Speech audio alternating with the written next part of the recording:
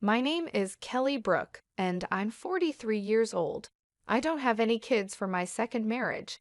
My husband is a kind man who never misses our monthly dates, no matter how busy he gets. He always keeps his promises. I know I shouldn't compare him to my first husband, but I've never regretted my divorce, and I've never regretted getting remarried. This month is our 8th wedding anniversary.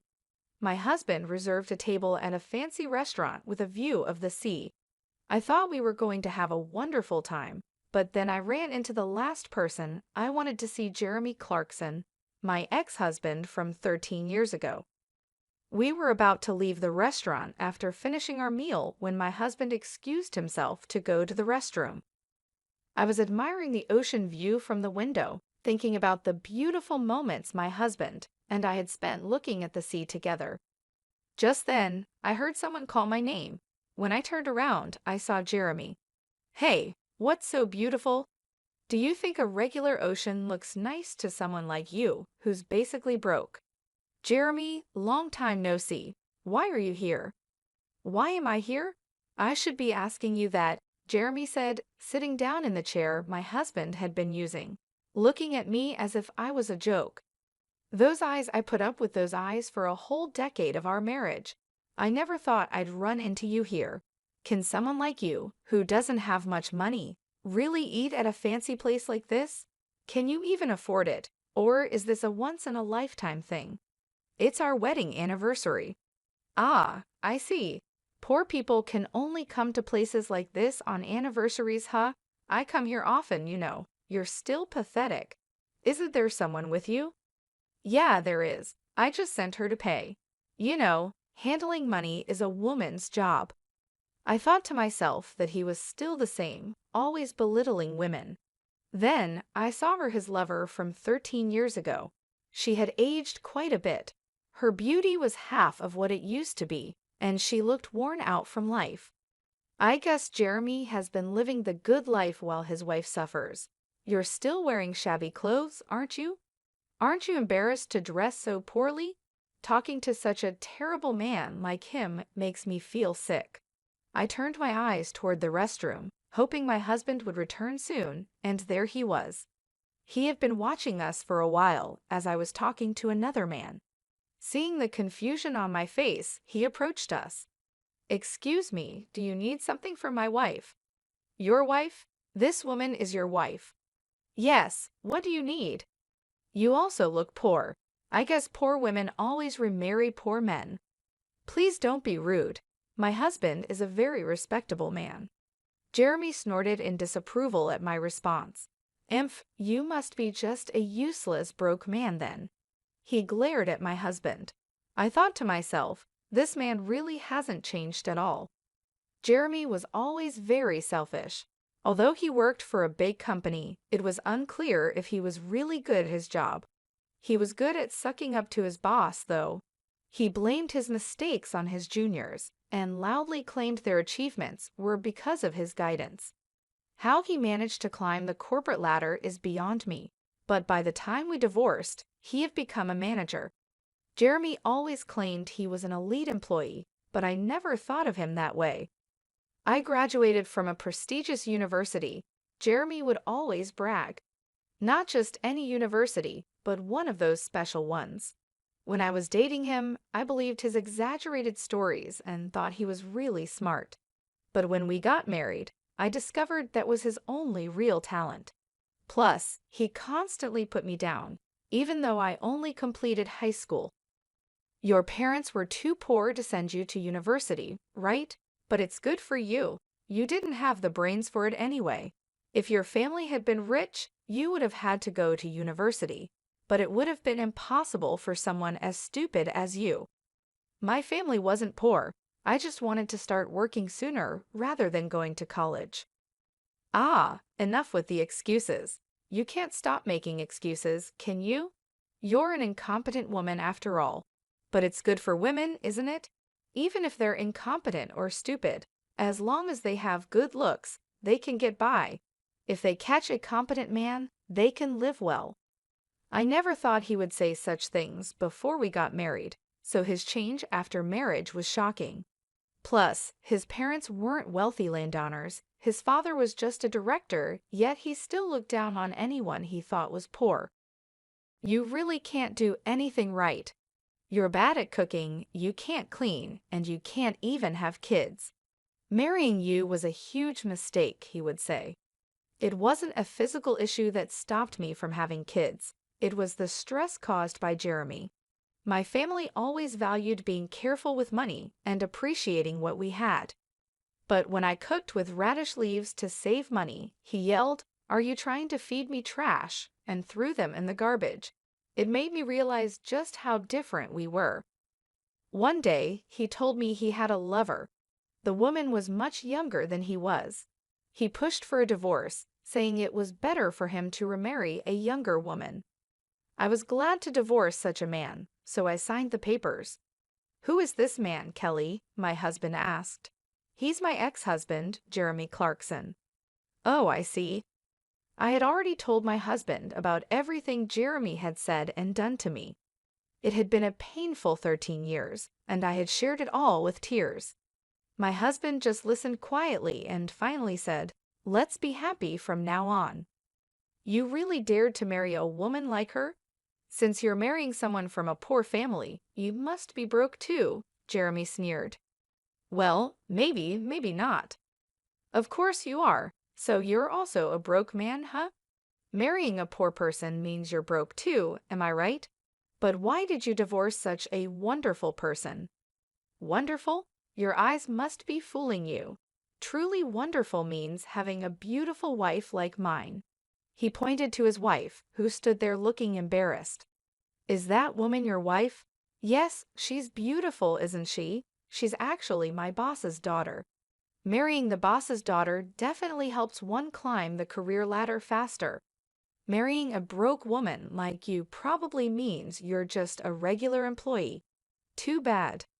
"A regular employee? I haven't heard that in years," I said. "What are you trying to prove? A low-class guy marrying a low-class woman? It just means you'll both be broke for the rest of your lives. And you think you deserve to eat in a fancy restaurant like this." "This level of restaurant isn't a problem for us," my husband calmly replied. "Yeah, sure, if that's what you think," Jeremy scoffed. Just then, a waiter passed by, and my husband pulled out a black card, instructing him to settle the bill.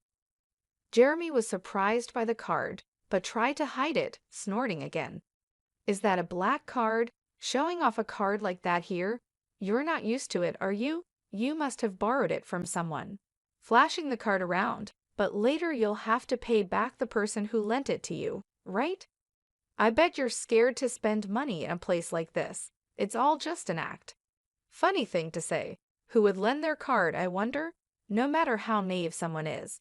"They wouldn't lend out a card like this," my husband replied. "How would you know that, Jeremy? You shouldn't say such insulting things," I added. "What's insulting? I'm just stating the truth. There's no way you could be wealthy if you married a poor woman like her."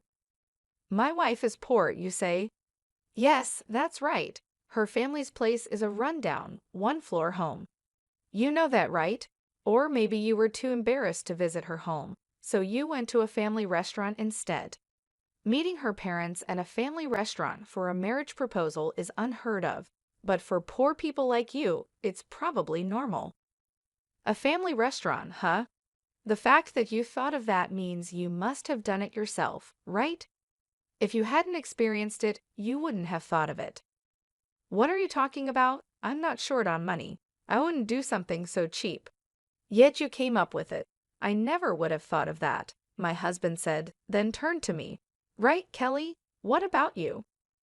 "Well, I think I'd like to go to a family restaurant occasionally, but we rarely get the chance," I replied. "Exactly, you're lying. When you were with me, you were happy to go to family restaurants." "That's because I had never really been to one before." "Oh, I bet. You sure talk big now, coming to a fancy restaurant like this, acting all important." "Maybe that's you. It seems like you don't fit in this kind of place." "What? You think I don't fit in here? There's no way I'm out of place. You're the one who doesn't belong here. Do you even know who I am?" Why would I know you? If you want me to remember you, just become famous, my husband replied calmly. I am well known, but I guess it's impossible for someone like you to know me. You think I'm just a regular employee? I'm a manager, not just an employee. A manager, huh? Is that supposed to be impressive? Just then, the chauffeur arrived, greeted my husband politely, and said, Sir, your car is ready. Thank you. Jeremy looked confused. What's going on? Oh, you're probably just the president of some small company. I work for a major corporation, the Brook Group, and I'm a manager there. Oh, so you're still just a manager. Excuse me, you think you're important, but staying as a manager at your age won't get you far. What? This man works at our company? Yes, he's been with us for a long time. What do you mean our company? You're just an office lady from a small business.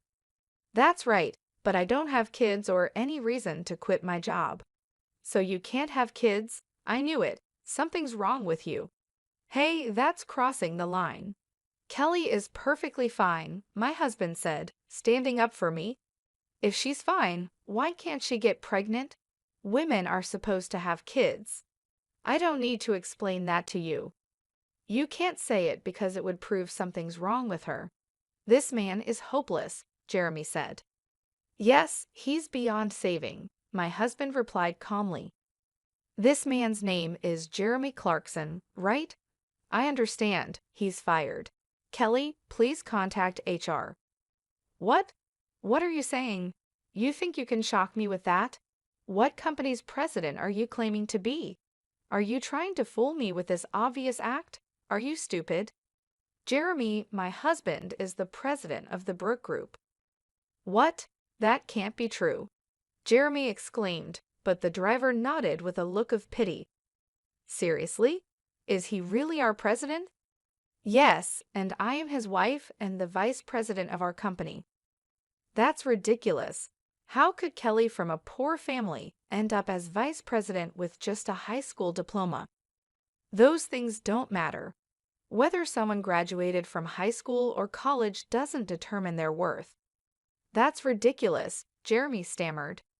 I will never forgive anyone who insults my wife, my husband said firmly.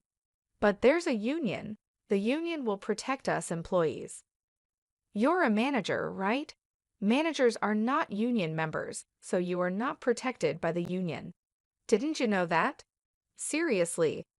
Well, you better prepare yourself. Since you insulted my wife, you must face the consequences. Jeremy looked stunned, but my husband didn't care and asked me if we should go. We left the table. That night, perhaps bothered by what happened, Jeremy called, but his tone was completely different from his arrogance earlier. Kelly, it's been a while. What do you mean? We already talked this afternoon, Jeremy. Ah, yes, what can I do for you? Your dismissal hasn't been processed yet. Ah, you guys were just joking, right? About you being the vice president and your husband being the president? No, it's all true. I'm surprised you don't know who your own company's president and vice president are. But why would you be the vice president? Because the best way I can support my husband is by being in that position. But it's strange. Why would a high school graduate be the vice president? It's not strange at all. I only graduated high school because I wanted to start working early. But after we separated, I earned a college degree. Huh, really? Yes, there are schools you can attend from home. So you really are the president's wife? Yes. How did you manage to marry the president? When did you get married? We got married after I divorced you. I met the president soon after, and we dated for about 5 years before getting married. Married? Why would the president take an interest in someone like you?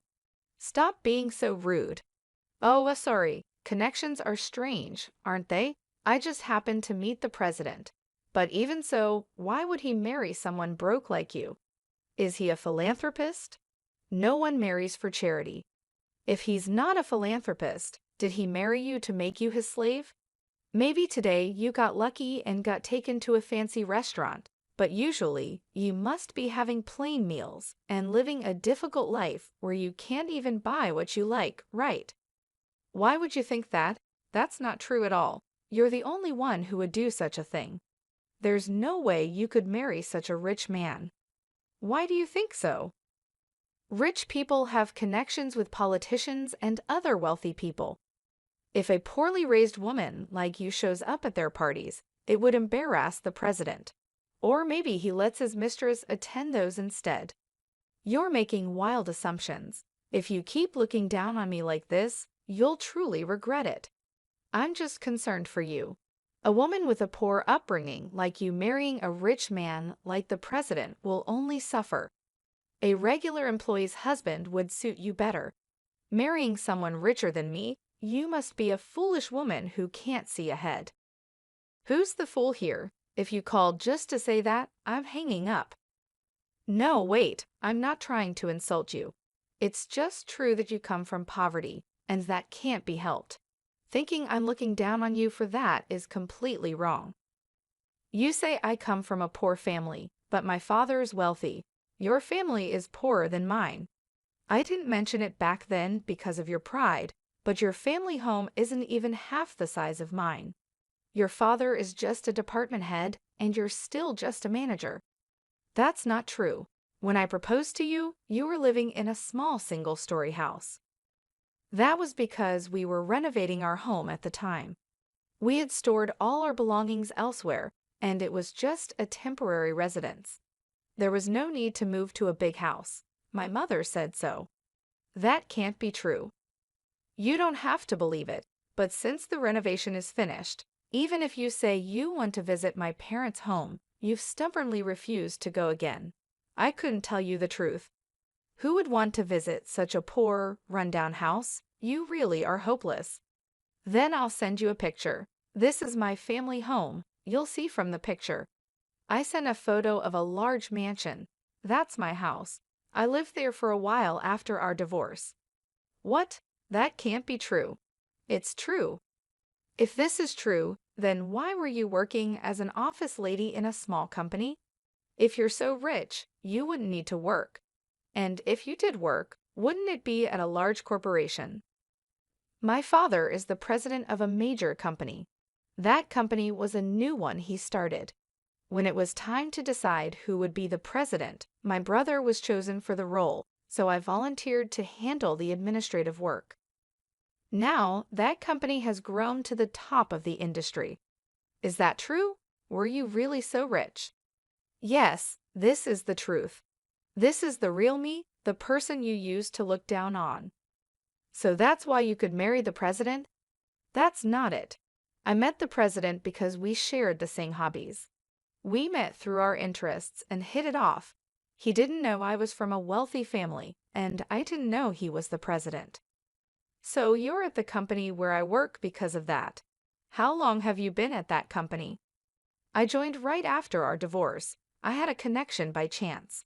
Why? When you were with me, you were just a clerk at your brother's company. After we divorced, you changed jobs. That's right. My brother's company grew a lot, and he told me it was time to do what I love. So I decided to pursue what I always wanted to do. Then, just as a senior position became vacant, they offered me the job. But at that stage, I still had no connection with the president. He was still someone high up, out of reach. I don't understand. How can you have connections like that? Do rich people just connect with other rich people? That's why I'm saying those things don't matter. It's your mindset that's holding you back as just a manager. I wonder why your wife hasn't gotten tired of you yet. She can't get tired of me. I'm supporting her. Keep up with that attitude, and you'll get what's coming to you. Anyway, that's the situation, so stop belittling me already. I wasn't trying to belittle you. I really thought you were poor. About that dismissal you mentioned this afternoon. Oh yes, your dismissal. After all the mocking you did, it's only natural you'd be fired. That would put me in a tough spot. Can you talk to the president so I don't get fired? What? You were just mocking me a lot, and now you're asking not to be dismissed? That's impossible. You know I have nothing but resentment towards you. Why? The fact that you don't think you're resented is truly surprising. What have I done to you? There's too much to even remember. It's that much. I bet your wife thinks the same as me. Why don't you ask her what she really thinks? Though I doubt she'll tell you. I only said those things because I thought you were poor. Why do you think I'm mocking you when I'm just being honest? Once words are spoken, they can't be taken back. You should understand that as an adult. I do understand that. Then you should understand why you're being dismissed, right? No, I don't understand at all. Please, I'll be in trouble if I'm fired. If it were just about this afternoon, the president might have overlooked it, but then you had to call and ask all these questions. My husband is here now, frowning. He really thinks you're hopeless. Maybe you should just give up. There's no saving you. No, if the president is right there, why can't you just say something? It's only natural for a husband and wife to be together. Besides, you didn't ask if someone was with me, did you? That's true, but you've made things worse for yourself. You mocked not just me, but my parents and my husband too. Look, I didn't think you'd get this angry. Please forgive me. If I had known you were wealthy, I wouldn't have said such mocking things. I won't say them again. Please forgive me. Just give up. I think your dismissal order will come down tomorrow. Wait, please. Jeremy's voice echoed on the other end of the phone, but I hung up and looked at my husband. The next day, Jeremy came to the president's office, looking pale with dark circles under his eyes. He seemed to be in really bad shape. I was in a meeting with my husband, the president, discussing business matters, but I was shocked by Jeremy's appearance. Jeremy, what's wrong? I'm very sorry. Jeremy apologized as he sat down on the spot. Jeremy, what are you doing? Please, please just don't fire me. What do you mean? My husband, the president, knew about the conversation from the previous day. He had guessed from my responses during the call, and I had told him everything Jeremy said after hanging up. As a result, his impression of Jeremy was very poor, and his anger was even greater than mine. I am truly sorry. I didn't know your wife was from a wealthy family. I think she is a perfect match for the president's wife. I also heard she graduated from university, even if it was through correspondence. She's a hard worker, unlike my own wife. So you decided she wasn't good enough for you and got rid of her, right? Jeremy looked up at the president, wondering how he knew such a thing. Of course, I've told my husband everything. We're married after all. Or do you and your wife not talk about your pasts? No, it's not like that. But that was a long time ago. I was young then. I thought Kelly was just a poor man's daughter, so I thought it was okay to have a mistress. How does it come to that? Is that why you think it's okay to commit sexual harassment or abuse your power? What do you mean? Don't tell me you haven't done it.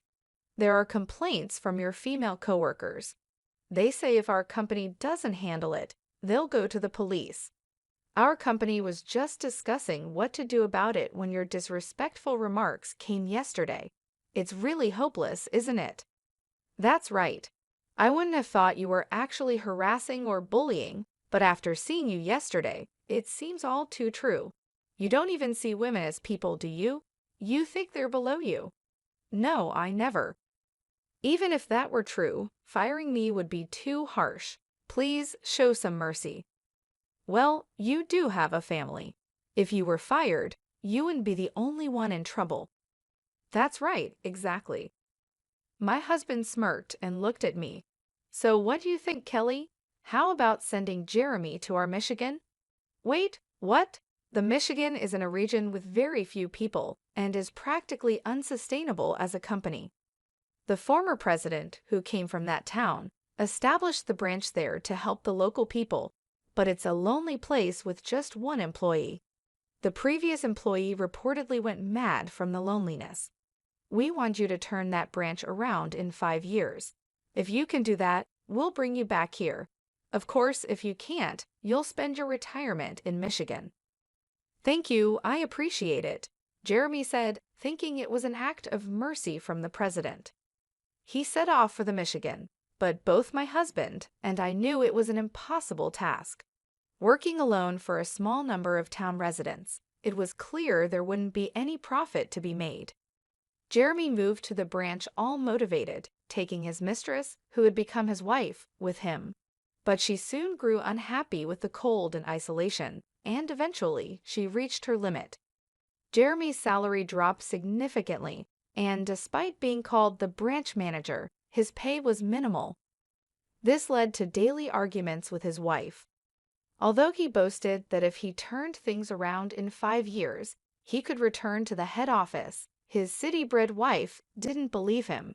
She left divorce papers behind and went back to the city.